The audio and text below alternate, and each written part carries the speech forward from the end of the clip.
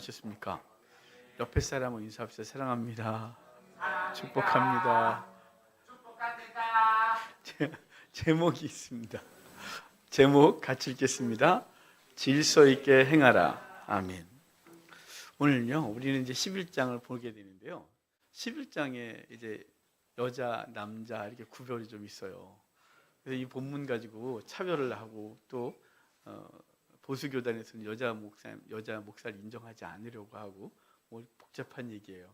그래서 어떤 신학자들은 11장을 쥐레밭이라고 그랬어요. 잘못 건드리면 큰일 난다고. 온갖 문제들이 아주 산재해 있다고 아주 논쟁거리가 많기 때문에 그렇죠. 그래서 쥐레밭이라고 표현할 정도로 11장은 잘못 건드리면 오해할 수 있고 어디로부턴가 매를 맞을 수 있는 분위기가 되는 장면이에요. 11장부터 이제 16장까지가 마지막이거든요. 고린도전서는 이제 1장부터 16장까지인데 11장부터 14장까지는요 예배와 관련된 얘기를 하는 거예요. 그러니까 예배 때 어떻게 되느냐, 예배 속에서 우리는 어떤 존재냐 이런 얘기를 할 거거든요. 그러니까 전체 예배에 대한 얘기를 길게 하는 거예요. 그리고 15장이 이제 부활에 대한 얘기를 했는데요. 그것도 사실 예배와 관련될 수 있겠죠. 부활을 믿지 않는 사람이 있었으니까. 그리고 16장에 오면 예루살렘 교회가 어려움을 겪고 있는데요. 그 연보를 좀 부탁한다고 하는 얘기를 하는 얘기예요. 그러니까 11장부터 끝까지 예배라고 해도 되는 거예요. 근데 그 예배 속에서 먼저는 남자와 여자의 문제를 얘기를 하는데요. 예배의 질서를 잡고자 함이 오늘 본문이에요. 그러니까 질서가 없었거든요. 여러분, 그래서 또 질서를 너무 잡으면 권위적이게 되고 또 힘들어져요. 또 풀어놓으면 방종을 하게 되죠. 하여간 오늘 본문이 그런 나름대로 예배의 질서에 대한 얘기를 좀 할 거거든요. 그래서 오늘 제목이 질서 있게 행하라예요. 질서 있게 행하게 되는데요. 오늘 본문을 좀 보도록 하겠습니다. 1절 봅시다. 1절 같이 읽겠습니다. 내가 그리스도를 본받는 자가 된 것 같이 너희는 나를 본받는 자가 되라. 내가 그리스도를 본받는 것 같이 너희도 나를 본받는 자가 되라 그래요. 이게 앞에 붙으면, 그래서 이거 어떤 학자들은 10장의 결론이다라고 하기도 해요. 우상 숭배하지 마라. 내가 안 하는 것 좀 너희도 하지 마라고 했고요. 이걸 뒤에다 붙이면 오늘 이제 11장을 시작하면서 첫 번째 뒀죠. 이게 전체 예배에 대해서 하는 얘기예요. 내가 하나님 앞에 어떻게 행하는지를 너희가 봤잖아. 너희도 나처럼 그렇게 행해 라고 말하는 것으로 보는 거예요. 그래서 전체를 이끌어가는 얘기로 말하기를 내가 그리스도를 본받는 것처럼 너희도 나를 본받는 자가 되라 그래요. 이게 얼마나 멋진 말이에요. 이 말을 이렇게 예전에는 이 말 읽으면서 어떻게 바울이 이런 얘기를 할 수 있지? 내가 사람들한테 내가 주님 본받고 있으니까 당신들도 나를 본받으시오라고 말할 수 있을까? 라고 해서 이 본문은 저를 기죽였던 말씀이세요. 정말 바울은 정말 하나님 앞에 철저히 믿음 생활했고 그 믿음 생활을 사람들에게 나처럼 해 라고 말할 수 있는 사람이었다는 거죠. 늘 이 말씀은 저에게 도전이 되는데요. 저와 여러분이 똑같이 우리가 예수님을 본받는 것처럼 나와 함께하고 있는 가족들 누군가에게 나를 좀 본받으세요 라고 말할 수 있는 우리가 되기를 주의 이름으로 축복합니다. 자, 2절 볼까요? 이제 본격적으로 교회 질서에 대한 문제를 할 거거든요. 2절 같이 읽겠습니다. 너희가 모든 일에 나를 기억하고 또 내가 너희에게 전하여 준 대로 그 전통을 너희가 지킴으로 너희를 칭찬하노라. 바울은요, 본격적으로 뭔가를 심하게 얘기하기 전에 꼭 좋은 얘기를 해줘요. 잘했다. 근데 있잖아. 이러면서 쭉 가거든요. 근데 칭찬하는데요. 내가 너희에게 전하여 준 전통을 따라 너희가 살고 있어서 고맙다. 잘했다. 라고 해요. 그건 전통이 있겠죠? 이게 사도들의 전통이에요. 이게 사도의 전통인데 이게 뭐냐면 오늘 본문 전체로 보면 그 교회 내에서 질서를 갖추고 예배하는 거에 대한 얘기를 하는 거죠. 근데 사실은 오늘 읽은 본문은 머리에 쓰는 문제에 대한 얘기를 할 거고요. 그 다음에 이어지는 게 성찬에 대한 문제예요. 그리고 12장에 가면 온갖 은사가 교회에서 막 드러나면서 그 교회가 좀 혼란스러워진 거예요. 그러니까 은사가 잘 쓰여지면 교회를 유익하게 하지만 은사가 잘못 쓰여지면요 교회를 혼란스럽게 해요. 그래서 12장에 은사에 대한 얘기라고, 13장엔 너희가 진짜 사모해야 게 뭐냐면 사랑의 은사야. 그래서 사랑의 은사를 얘기를 해요. 그러니까 어떤 은사보다도 사랑하는 게 너희 공동체에 중요해 라는 얘기를 쭉 할 거거든요. 그러니까 지금 전체 속에서 바울이 너희에게 전하여 준 전통을 따라 너희가 살 수 있으면 잘했다, 칭찬한다 라고 하는 건요, 오늘 본문뿐만 아니라 이 예배 속에서 어떻게 질서 가운데 예배하고 하나님을 섬기는지를 가르쳐 줬는데 너희가 그렇게 하고 있다는 거죠. 그런데 이제 중요한 건 일부가 안 하고 있기 때문에 그 일부 때문에 교회가 혼란스러워지는 문제가 생기거든요. 자, 3절 봅시다. 칭찬해 놓고 3절에 뭐라 그러는지 같이 읽어요. 그러나 나는 너희가 알기를 원하노니 각 남자의 머리는 그리스도요 여자의 머리는 남자요 그리스도의 머리는 하나님이시니라. 자, 여기 이제 이 전통을 얘기하면서 근거를 뭐에 두냐면 질서에 대한 얘기를 할 건데요. 머리라는 것부터예요. 남자의 머리는 그리스도요 여자의 머리는 남자요 그리스도의 머리는 하나님이다. 그러니까 정신없겠지만 그냥 순서대로 하면 여자의 머리는 남자, 남자의 머리는 그리스도, 그리스도의 머리는 하나님, 이렇게 올라가는 거예요. 그래서 질서를 잡아주려고 하거든요. 근데 이게 머리라는 단어가 오늘 사실은 11장 이 전반부에서 제일 중요한 단어이기도 해요. 이걸 어떻게 해석하냐에 따라서 내용이 달라져요. 이 머리가 케팔레라는 헬라어거든요. 이 케팔레가 몰라도 돼요. 뭐 지나가면 까먹을 건데 뭐 그냥 머리. 근데 머리인데요. 이게 두 가지 의미로 해석이 돼요. 하나는 권위와 통치자라는 의미로 해석이 돼요. 그러니까 머리는 머리예요. 머리 그냥 이걸 케팔레라 그래요. 근데 이게 문장에서 머리라고 하는 어떤 은유적으로 쓸 때는 하나는 권위와 통치자라는 의미로 쓰여고요. 하나는 근원이라는. 그러니까 머리라는 강이 어디서부터 시작되는지에 대해서 우리 강 저 근원지 그걸 케팔레라 그래요. 그 다음에 뭐 나라의 통치자라든가 어떤 집안의 가장 그러면 이걸 케팔레라 그래요. 또 머리라 그래요. 그러니까 권위를 말할 때도 케팔레고 그리고 근원을 말할 때도 케팔레예요. 그러니까 오늘 본문이 자 너희가 근원이 하나님으로부터 왔어. 하나님의 근원이 예수님이고 예수님의 근원이 예수님에서 너희가 남자가 낳고 남자에서 여자가 나온 거라는 근원에서 얘기할 수도 있는 거고요. 반대로 야 그 머리 그 권위에 대해서 여자의 권위는 남자가 갖고 있어. 남자의 권위는 그리스도가 갖고 있어. 그리스도의 권위는 하나님 갖고 있어. 라고 하는 권위로 해석할 수도 있어요. 그런데 보면 이 두 가지가 다 본문 안에 있어요. 그래서 헷갈리는 거예요.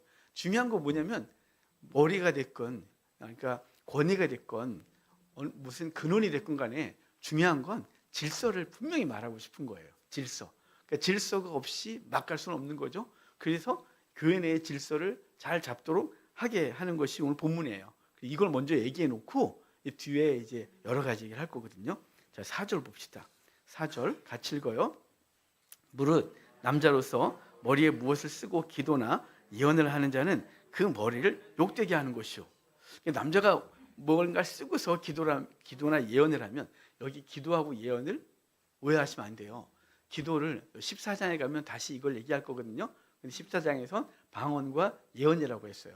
그러니까 기도나 방언 등등을 얘기하고요. 예언은 미래를 알아맞추는 거라고 생각하지 마세요.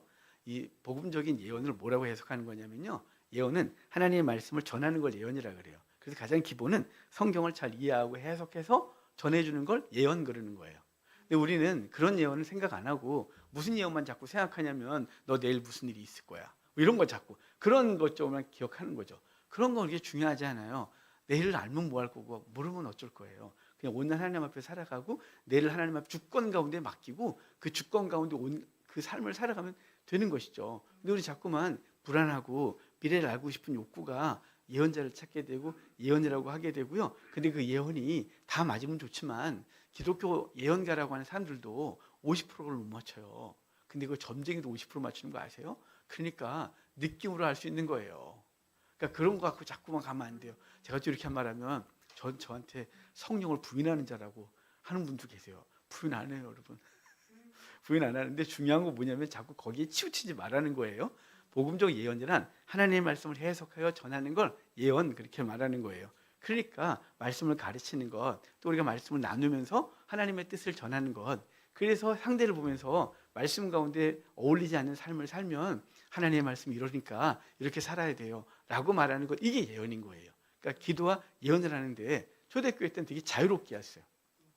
이렇게 설교자가 따로 있고 이런 것도 있지만 대부분 이렇게 공동체가 집에서 모였거든요. 그러니까 이렇게 예배당이 없고 어떤 큰 집에서 좀 잘 사는 집이 자신의 집을 개방하고 거기서 모여서 테이블에 앉아서 음식을 차려놓고 예배를 드리고 그랬단 말이에요. 그러면서 끝나면 곧바로 그걸 먹으면서 이어지는 게 성찬얘기잖아요. 음식을 나누면서 그리스도의 사랑을 나누고 격려하고 이렇게 했단 말이에요. 굉장히 자유로웠죠. 그러다 보니까 형식을 갖추지 않은 예배다 보니까 이제 여기저기서 막 말하고 갑자기 여기서 기도를 하는데 여기서 막 방언을 하면서 막 얘기하고 그러니까 정신 하나도 없는 거예요. 그런데 그런 예배 가운데 먼저 뭘 얘기를 하냐면 머리에 쓰는 것 얘기를 해요. 남자는 머리에 쓰는 것이 부끄러움이래요. 이게 무슨 뜻이냐면요. 당시 로마 문화를 알아야 이 본문이 해석이 돼요. 여러분 혹시 로마 시대를 배경으로 한 영화를 좀 많이 보셨죠? 근데 그냥 대충 보거든요.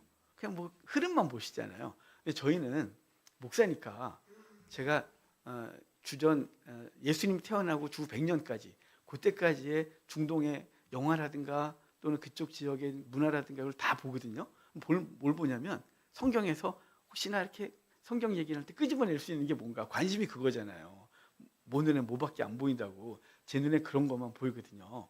근데 당시 로마를 배경으로 하는 영화를 보면요, 귀족의 남자들이 우상 숭배 신전에 가서 예배할 때 그들이 입던 토가 있잖아요. 그걸 이제 로마 사람들이 입던 토가를 이렇게 머리에 딱 쓰고 신 앞에서 예배해요.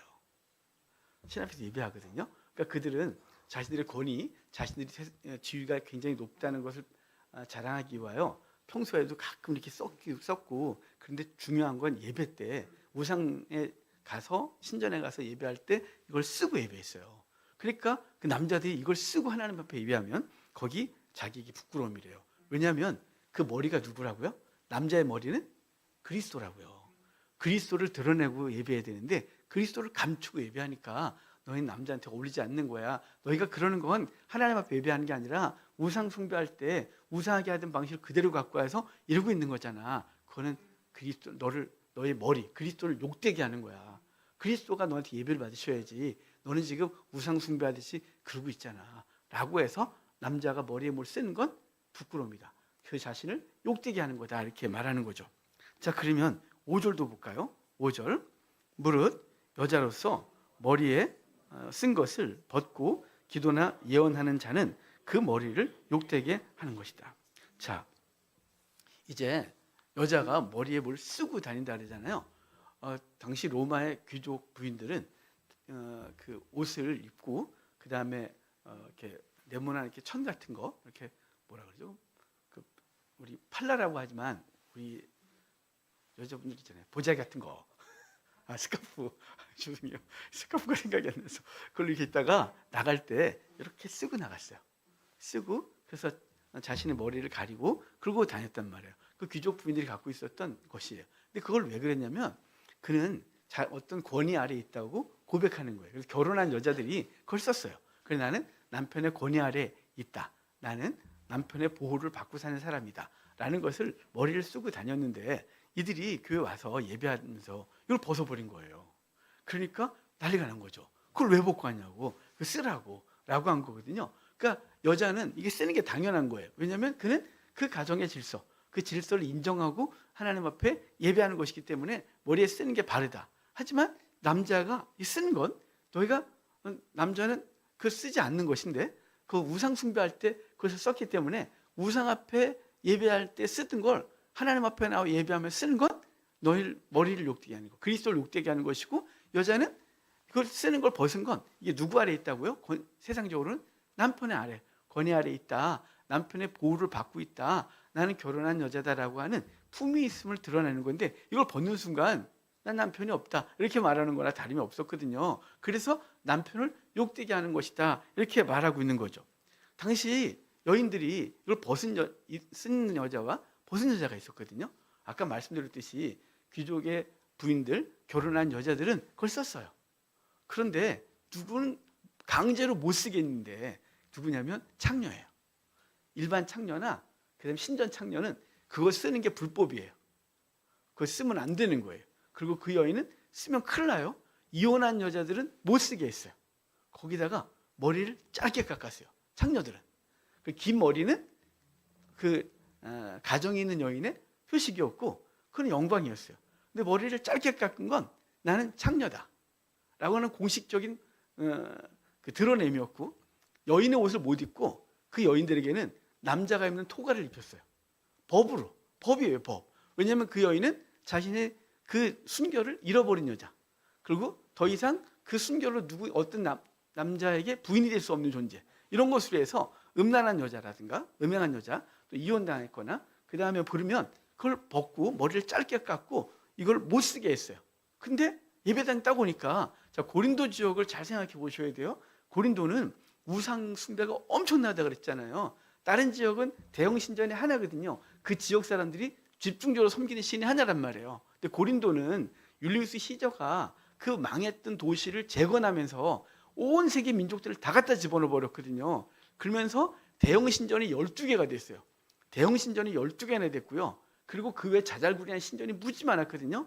공식 창녀가 1000명이었다 그랬잖아요. 신전에서 일하는 공식 창녀요.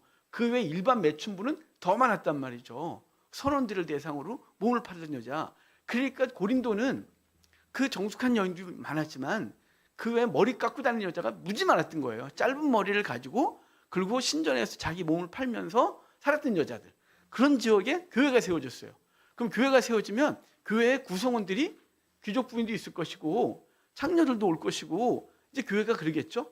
그렇게 해서 했는데, 그들이 와갖고 예배를 드리면서 남자들은 우상 숭배하던 방식을 갖고서 이걸 쓰고서 하나님 앞에 예배하고 앉아 있고, 그리고 여자들은 뭐 이걸 원래 써야 되는데, 사실 귀부인들은요, 그 로마 때 여자들이 긴 머리를 이렇게 파마처럼 이렇게 했거든요.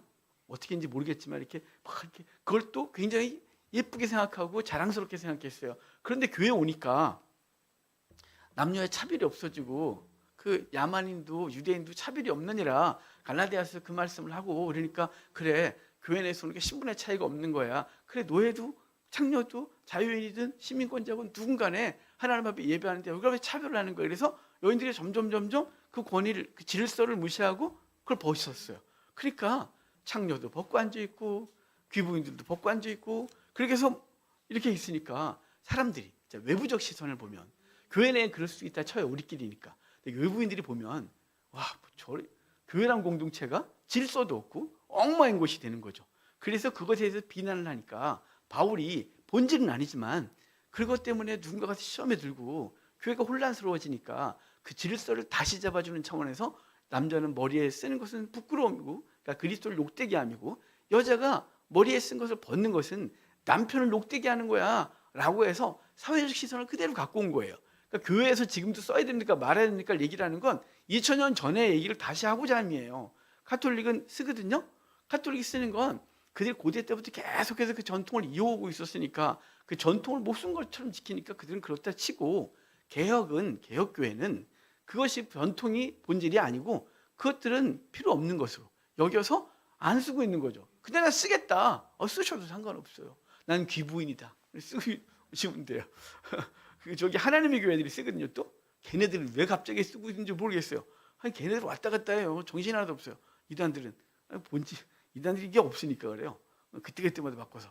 하여간 중요한 건 이게 2000년 전에 사회적 배경이었고, 그리고 그것이 교회에 들어올 때 문제가 생기니까 본질과 상관없이 이제 이것에 대해서 문제가 생긴 것을 말씀하고 있는 거예요. 자, 6절 볼까요? 6절. 만일 여자가 머리를 가리지 않거든 깎을 것이요, 만일 깎거나 미는 것이 여자에게 부끄러움이 되거든 가릴지라. 아멘. 여기요, 만일 여자가 가리는 것이 싫거든 머리를 깎아버리래요. 무슨 얘기일까요? 머리를 그냥 입고, 그거 싫어? 그건 잘라. 무슨 얘기야? 그러니까 잘라. 창녀처럼 보이고 싶어? 잘라. 네 남편 없는 것처럼 보이고 싶어? 잘라. 이렇게 바울이 말하는 거예요. 차라리 만일 여자가 머리를 가리지 않거든 깎을 것이요, 만일 깎거나 미는 것이 여자에게 부끄러움이 되는 것은 가릴지라. 그게 부끄러운 건 아니? 그럼 가려. 그렇게 말하는 거죠. 이해가 되세요? 그 벗고 싶어? 그럼 잘라. 어차피 뭐 벗은 거나 자른 거나 똑같은 취급받는 거잖아. 근데 자른 거나 미는 게 그 빡빡 미는 창녀들도 있었어요. 그게 부끄러운 건 줄 알아? 그럼 뒤집어 써.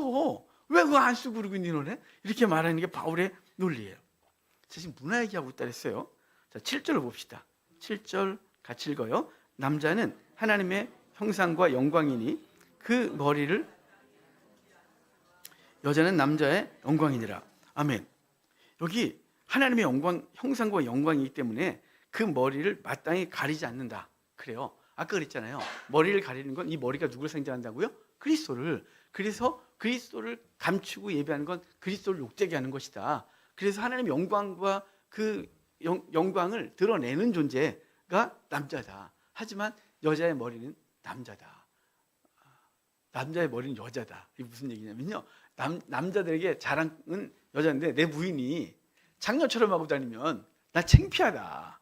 이해가 되십니까? 네 남편을 부끄럽게 하는 거야 라고 말해서 그 사회적 분위기, 시선을 분명히 말해줘서 교회 내에서도 그것들을 지킬 것을 말씀해 주고 있는 것입니다. 8절도 볼까요? 같이 읽어요. 남자가 여자에게 난 것이 아니요 여자가 남자에게서 났느니라. 우리 9절도 같이 좀 봅시다. 또 남자가 여자를 위하여 지음 받지 아니하고 여자가 남자를 위하여 지음을 받은 것이니. 자, 지금 성경적 논리를, 창조 원리를 갖고 오거든요. 왜 남자의 머리가 여자냐? 그러니까 남자의 자랑이냐, 여자가 자랑이냐, 영광이냐. 여자의 머리는 남자고 남자의 영광은 여자다. 이 말을 하는 것은 남자에게서 여자가 났다는 거예요. 아담을 잠재우시고 갈빗을 뽑아 여자를 만들었잖아요. 그리고 하는 말이 뭐냐면 남자가 여자를 돕는 존재가 아니라 여자가 남자를 돕는 존재야. 그 여자가 남자를 돕는 거지 라고 하는 얘기를 하거든요. 근데 여러분, 여기 오해하시면 안 돼요. 여기 돕다라는 단어가 이제 창세기 2장에 가면 남자가 독초하는 것이 좋지 못해서 하나님은 남자를 잠재우고 하와를 만들어 주잖아요. 근데 그 앞에 무슨 일이 있었냐면 하나님께서 남자에게 짐승을 이름을 지라 그래요. 그러니까 동물의 이름을 막 짓는데 이거 지쳐갖고 잔 거죠. 하나님 보시니까 야, 혼자 하기가 참 어렵네. 그래가지고 안 되겠다, 자라야. 그래놓고 갈빗들을 뽑아서 하와를 만들어주고 돕는 배필. 그래서 하와가 그때부터 남자를 도와 그 일을 같이 하는 거예요. 남자가 거기 그 뒤에 이름을 같이 줬다는 얘기는 없어요. 중요한 건 남자가 그 혼자 하기가 버겁고 그래서 여자는 그를 돕는 존재로서 있는 거예요. 근데 그 돕다 이게 말이요, 에제르라는 히브리어거든요. 이게 에제르 몰라도 돼요. 에제르인데요. 이 에제르 히브리어가 뭐냐면요, 돕다는 단어인데, 근데 창세기 그 장면만 여자가 남자를 돕는다 그래요. 근데 그게 어떻게 쓰여졌냐면요, 다 하나님이 사람을 도울 때 써요. 하나님께서 사람을 도울 때 내가 널 도우리라. 사람을 하나님이 도우셨다 할 때 에제르예요. 그러니까 하나님이 사람을 돕는 거예요. 그러면 신분이 하나님이 낮은 거예요? 사람을 도왔으니까? 아니죠. 자, 신분 차이가 아닌 거예요. 남자보다 여자가 못해서 여자가 남자를 돕는 존재, 이런 뜻이 아닌 거예요. 그러니까 여러분, 넌 날 돕는 존재야.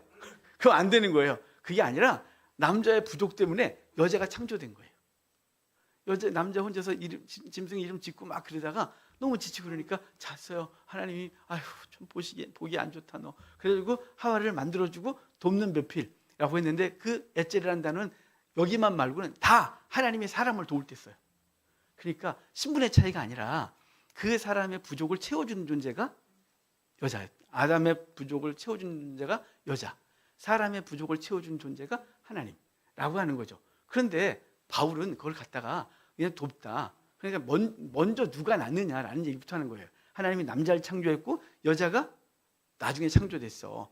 그래서 라고 하는데 저 뒤에 가면 이 얘기를 다시 할 거거든요. 그때 가서 뭐 어떻게 보조하고 어떻게 서로 협력하는지를 좀 얘기 좀 하도록 하겠습니다. 저 뒤에 또 나오니까요. 자, 그 다음에 10절을 봅시다. 같이 읽어요. 그러므로 여자는 천사들로 말미암아 권세 아래 있는 표를 그 머리에 둘지니라. 천사들로 말미암아라 그래요. 갑자기 천사를 등장시키죠.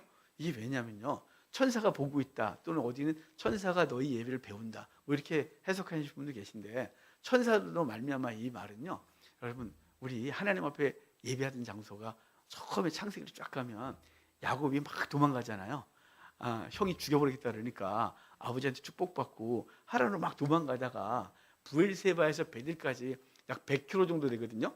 그러면 거리가 100km지 이게 말이 100km지 이게 쉬운 거리가 아니잖아요. 거기다 산길을 막 도망가서 이제 반나절 만에 베들까지 도망가요.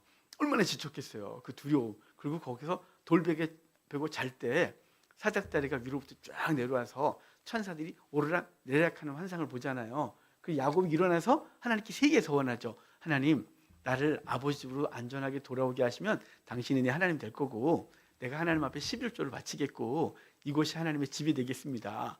야곱은 되게 조건적이긴 하지만 하나님 그 조건적인 믿음까지도 받으시고 그래 라는 거죠. 아직 어린애니까요. 어린아이들이 뭐 이렇게 하면 이렇게 할게요 라고 하는 걸 너는 성숙하지 못해 그렇게 기도하니 그러지 말고요. 그래 그 하나님 받고 계시다 이렇게 하면 돼요. 야곱의 기도도 받으셨어요. 그래서 20년 만에 돌아오게 하죠.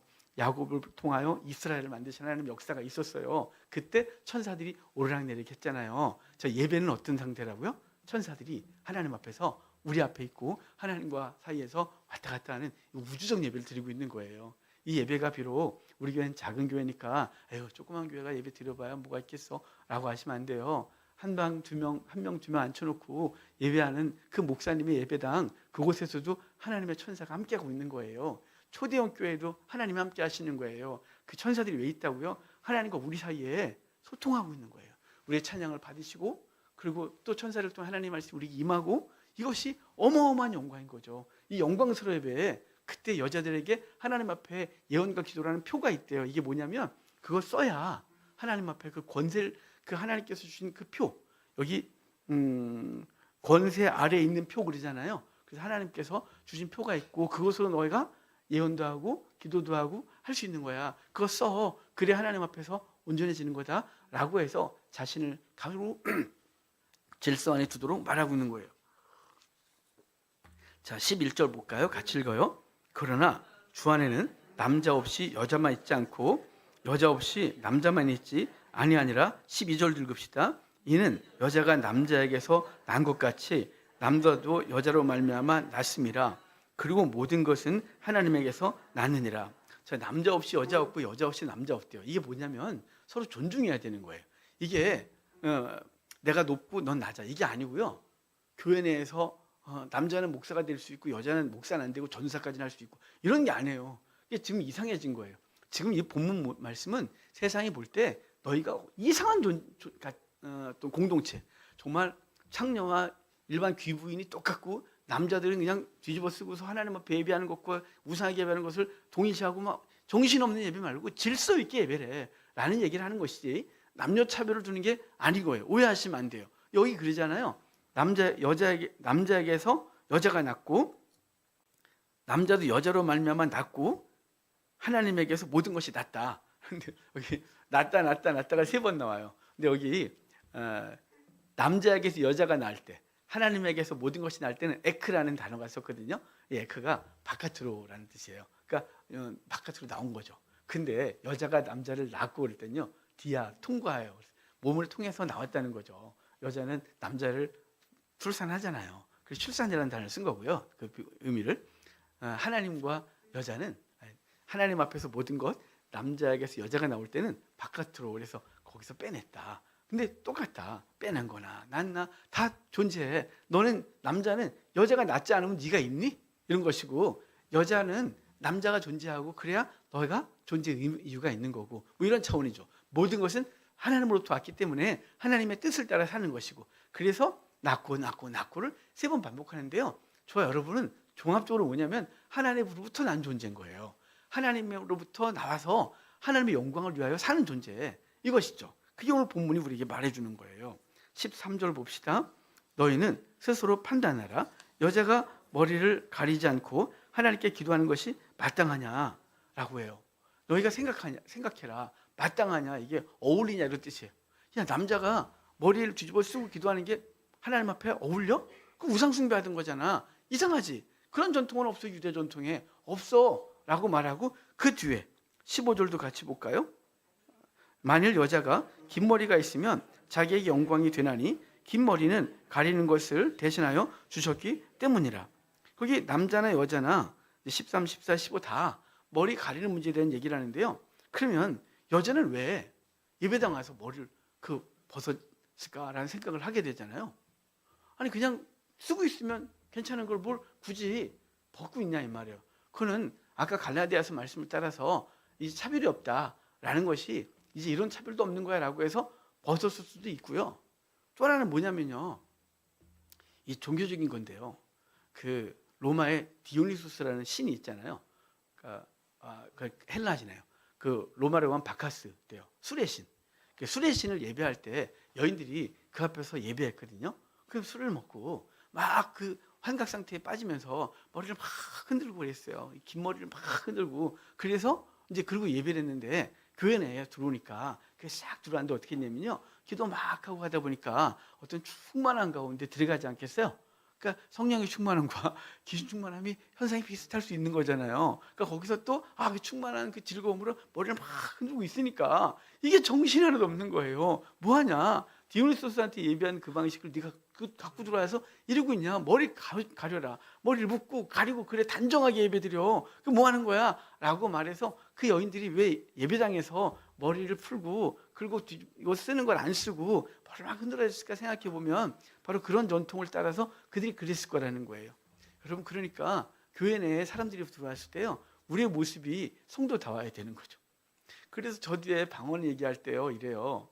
너네가 새로운 사람들이 왔는데 너희가 다 방언하고 있어봐. 너네 미친 사람처럼 봐. 그래서 방언할 땐 각자 따로 해. 그리고 둘이 세 사람이 할 것 같으면 통변을 두고 무슨 기도인지 알고 해. 라고 할 정도로 우리 세상 사람들이 볼 때 우리의 어떤 그 신앙의 깊이 들어가서 충만함이 때로는 이상하게 보이기도 하는데요. 여기 바로 그런 이유 때문에 여자들이 머리를 쓰는 걸 벗고 그랬단 말이에요. 그래서 이렇게 하는 거죠. 남자들이 또 머리가 긴 건 부끄러움이래요. 장발. 우리 두 분이 계셨었는데 요즘 다 자르셔갖고 근데 고대 때 장발은 부끄러움이었어요. 남자들에게. 왜냐하면 유대 로마의 표준적인 남자상은 머리가 짧고 수염을 다 미는 거예요. 깔끔한 것이었어요. 나중에 로마 배경이 된 영화를 한번 보세요. 남자들은 늘 아침마다 이발소 가는 게 관례였어요. 이발소 가서 삭도를 미는 거죠. 팍팍 밀고 그러고서 멀게 갖고 나오는 거죠. 면도칼이 좋긴 했겠어요. 그러니까 그게 남자들이 갖고 있는 상징이었어요. 근데 머리를 민다, 이거 문제였죠. 또 이 군사적인 이유도 머리를 짧게 깎은 건 해병대 머리 아시죠? 해병대 싹 짧고 여기만 있잖아요. 근데 여기 좀 길더라고요. 해병대는. 왜 그러냐면 물에 빠졌을 때 머리 끄내냐고 땡겨 올린대요. 야, 그렇게 하는 거야 그랬는데 하여간 로마 군사 병사들이 머리를 짧게 했어요. 대적에게 머리를 잡혀갖고 목이 날아갈까 봐 머리를 짧게 했어요. 그리고 멋있고 가장 괜찮은 남자는 로마 군병이 아니라도 그 짧은 머리는 남자다움의 상징이었어요. 그러니까 머리를 짧게 깎고 수염을 민 것으로 남자다움이었는데, 근데 머리를 길게 하는 사람들은요 종종 있었어요. 왜 있었냐면 상중에 있을 때 머리를 안 깎았거든요. 그리고 또 뭐냐면 그리스나 동방에서 온 사람들이, 동방 사람들이 문화가 머리를 긴 사람도 있었어요. 머리를 막 따고 여기다 막 뻘겋 구슬도 달고 막 이런 거 있잖아요. 그 사람들이 로마에 들어와 살면서 그걸 야만인 취급했어요. 그래서 로마 사람들은 그를 야만인이라고 해서 머리가 긴 사람을 야만인, 그러니까 갈리아 사람들이, 당시 그 유럽 갈리아 사람들이 그랬거든요. 나중에 율리우스 시저 영화를 보십시오. 그가 갈리아를 정복할 때 그 갈리아 사람들이 머리가 다 길고 머리가 따고 막 그랬거든요. 그래서 머리가 긴 걸 갈리아인처럼 야만족이다 이렇게 말했단 말이에요. 그러니까 로마 사람들 남자에게 머리가 긴 것은 그 패션이 아니라 그건 부끄러움이야 라고 말했어요. 지금은 아니니까 괜찮아요. 그때 그랬단 말이에요. 그러면서 여기 16절 결론이에요. 같이 읽을까요? 논쟁하라는 생각을 가진 자가 있을지라도 우리에게나 하나님의 모든 교회에는 이런 관례가 없느니라. 여기 논쟁하려는 자가 있는 줄 안다라는 건 그거에 대해서 그게 뭐 문제냐라고 말하려고 하는 사람이 있는 줄 아는데, 하나님의 교회에서는 이런 관례가, 그러니까 논쟁이란 관례가 없다는 게 아니라 하나님의 교회, 여기 교회를 하나님의 교회라고 말한 건 하나님이 임재하시는 예배당, 하나님이 영광 받으신 교회에선 그런 관례가 없다. 무질서하게 예배하는 게 아니다. 하나님 앞에 예배할 때 질서 있게 그리고 상식적으로 하나님 앞에 예배하는 것이다 그러는 거예요. 그러니까 종교화되면 상식을 잃어버려요. 그 자기들끼리 가잖아요. 이단들 보세요. 비상식적인 게 얼마나 많은지. 예배 때도 마찬가지예요. 비상식적인 게 얼마나 많아요. 우리 한국교회가 지금은 그런 교회들이 거의 없어졌어요. 한 20년 전, 30년 전에 한국교회 예배당이 빈야드 운동 때문에 난리가 났었어요. 예배 때마다 쓰러뜨리고 막 난리가 났어요. 그걸 성령 충만이라고 했던 거죠. 싹 사라졌죠. 왜 그럴까요? 그런 건 본질이 아니기 때문에 그래요. 그런 걸 사람들이 보면 이상하지 않겠어요? 여러분, 성령 충만한데 왜 개소리를 해요? 왜 성령 충만한데 거품을 물고 쓰러져요? 귀신 나가는 거래요. 맨날 내쫓으면 안 되죠.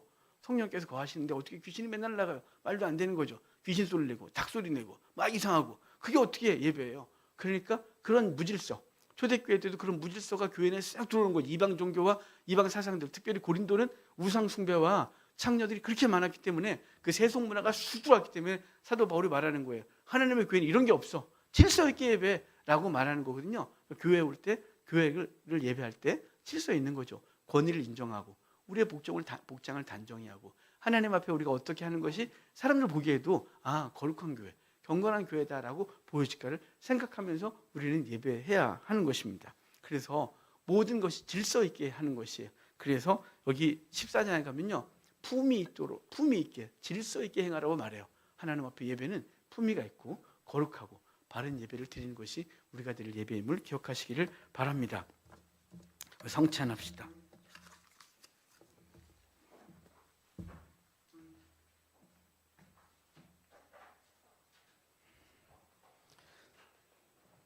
찬송가 287장 찬양 드리겠습니다. 287장입니다.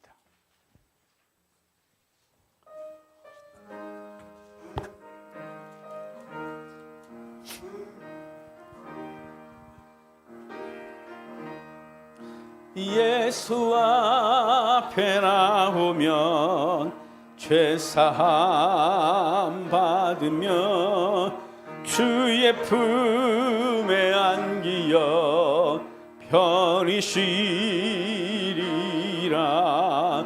우리 주만 믿으면 모두 구원 얻으며 영생 복락 멸류관 확실히 받겠네.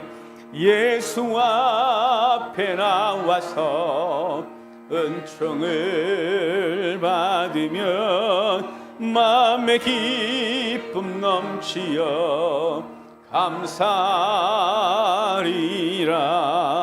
우리 주만 믿으면 모두 구원 얻으며 영생 복락 멸류관 확실히 받겠네. 예수 앞에 설 때에 흰 옷을 입으며 밝고 빛난 내 집에 길이 살리라. 우리 주만 믿으면 모두 구원 얻으며 영생 복락 멸류관 확실히 받겠네. 아멘. 하나님의 말씀이 히브리서 5장입니다. 히브리서 5장 8절로 10절입니다. 히브리서 5장 8절부터 10절까지입니다. 제가 읽어드리겠습니다. 그가 아들이시면서도 받으신 고난으로 순종함을 배워서 온전하게 되셨은즉 자기에게 순종하는 모든 자에게 영원한 구원의 근원이 되시고 하나님께 멜기세덱의 반차를 따른 대제사장이라 칭하심을 받으셨느니라. 예수님께서 하나님이셨지만 아들로 이 땅에 오시고 그가 아들이면서도 순종으로 고난을 배웠다 그래요. 그 죽음의 자리로 들어가시고 그 결과로 우리에게 구원의 근원이 되셨다 그래요. 예수 그리스도의 죽으심, 그것으로 주신 그 구원의 은혜 받았고요. 예수님은 멜기세덱의 반차를 따라서 대제사장으로서 우리를 하나님 앞에 올려드릴 존재다라고 말씀하고 있습니다. 우리도 주님이 고난을 통해서 또 순종을 통해서 고난을 받으시고 그 순종을 통해서 하나님의 역사를 이룬 것처럼 우리도 이 한 주간 말씀에 순종하고 그분이 우리의 머리심을 기억하고 그분의 말씀을 따라 우리의 삶을 살아서 우리의 삶의 자리, 가정이 하나님의 말씀으로 살아나는 귀한 복이 있길 주의 이름으로 축복합니다. 성찬기를 여시길 바랍니다. 오늘도 이 떡을 먹으면서 예수 그리스도의 은혜를 기억하고 나를 위해서 죽으신 예수 그리스도, 나도 내 몸을 가지고 내게 맡겨진 영혼들을 섬기리라 라는 마음을 갖는 귀한 시간 되도록 합시다.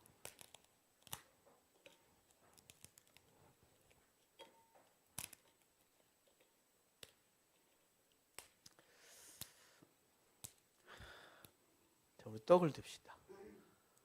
하나씩 들고 하나님 앞에 이렇게 기도합시다. 주님, 나 같은 건 왜 당신의 몸을 주셨습니다. 나도 내 몸을 드려 내 주변을 살리겠습니다. 하나님, 내가 죽어야 될 게 뭔지, 내가 좀 내려야 할 것이 뭔지, 하나님 보시기에 아름답지 않은 삶이 무엇인지, 내가 우리 가족과 우리 주변 사람들을 살려내기 위해서 나는 어떻게 죽어야 되고, 그리고 그들을 살려내야 되는지를 알려달라고 주께 지혜를 달라고 기도하시고 성령께서 깨닫게 하시는 것이 있으면 그렇게 살 수 있는 힘 달라고 제가 기도하겠습니다. 기도합시다. 하나님 감사합니다. 오늘도 주님 귀한 은혜 우리에게 주셔서 주의 백성들이 이렇게 있습니다. 주님, 우리들을 통하여 하나님이 하실 일이 있습니다. 그를 능히 감당하게 하시고 기꺼이 주를 위하여 죽는 우리가 되게 하여 주시기를 원합니다. 하나님, 주님께서 나를 위해 죽으셨는데 나도 내 돌아가서 내게 맡겨진 영혼들을 죽어야 될 텐데 우린 죽을 줄 모릅니다. 박박거리고 살아야 되고 어떻게든지 짓밟아야 되고 그런 것이 승리라고 생각했기 때문에 그동안 그렇게 살았기 때문에 영혼을 살리는 것이 대체 무엇인지, 내가 어떻게 죽어야 되는지는 연습이 되질 않습니다. 주님, 우리 돌아가서 자신을 죽이고 그 자신을 죽인 것으로 가족을 살려내는 우리가 되게 하옵소서. 하나님, 우리를 불쌍히 여기시고 인도해 주십시오. 주님, 충만케 하옵소서. 역사하여 주십시오. 감사합니다. 하나님 감사합니다. 주님께서 내게 당신의 몸을 주셔서 살려주셨는데 이제 우리도 그렇게 살아야 될 텐데 하나님, 죽는 법을 잘 모릅니다. 이기는 법만 알았습니다.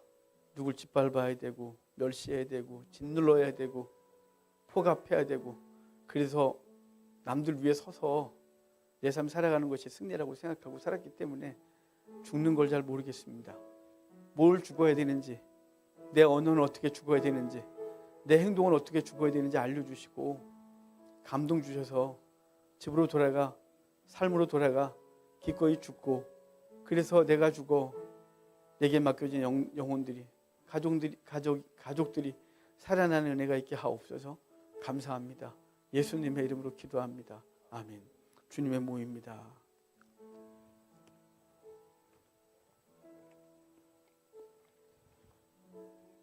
주님께서 우리에게 당신의 물값을 다 쏟아 우리의 허물을 용서하시고 생명 주셨습니다.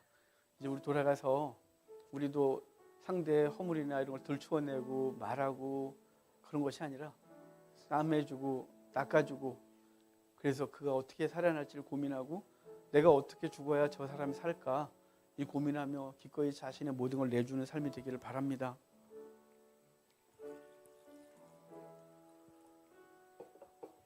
우리 잔을 듭시다. 우리 주님께 기도합시다. 주님, 나도 다 내주게 해주십시오. 내 가족과 내 주변 사람들이 나 때문에 아파하고 힘들어하고 있는 것을 알게 하시고, 그래서 그 영혼 살려내기 위해서 내가 뭘 할지 알게 해달라고, 허물을 들추어내고 이래서 그래 저래서 그래가 아니라 그럼에도 불구하고 내가 가족들 위해서, 내 주변 사람들 위해서 어떻게 죽을까 고민하고 기꺼이 죽는 삶이 되게 해달라고 잠깐 기도하겠습니다. 기도합시다. 주님, 우리는 탓하기에 빠릅니다. 정죄하기에 굉장히 능력이 있습니다. 허물을 들춰내는 건 정말 재밌습니다. 하지만 그 허물을 감춰주고 그 죄 씻어주고 그 연약함 내 것으로 인정하고 그러기 너무 힘이 듭니다. 주님 불쌍히 여기시고 주님이 그렇게 해주셨듯이 우리의 허물을 들춰내지 않으시고 우리의 죄를 다 씻으시고 그 죄와 허물들을 다 당신이 다 감당하셔서 죽으심으로 생명 주셨듯이 우리도 그렇게 할 수 있도록 해주십시오. 진액을 다 뽑는 마음으로 우리의 가족들을 살려내는 우리가 되게 하시고 우리 주변을 살려내게 하여 주십시오. 감사합니다. 역사하시고 인도해 주십시오. 하나님 감사합니다. 주님께서 우리의 허물을 들춰내지 않으시고 닦으시고 나아가서 우리의 허물과 죄를 다 뒤집어 쓰시고 당신의 허물을 여기고 죽으셨습니다. 그래서 우리를 살려주셨는데 우리도 주님 돌아가서 상대의 허물을 들춰내고 탓하고 원망하고 정죄하지 않고 주님이 그러셨듯이 우리도 그의 허물을 닦아주고 용서하고 기억도 안 하고 나 때문에 그렇지라고 생각하여 자신을 죽여 우리 주변을 살려내는 우리가 되게 하옵소서. 진액을 뽑아 살려내게 하소서. 감사합니다. 예수님의 이름으로 기도합니다. 아멘. 주님의 피입니다.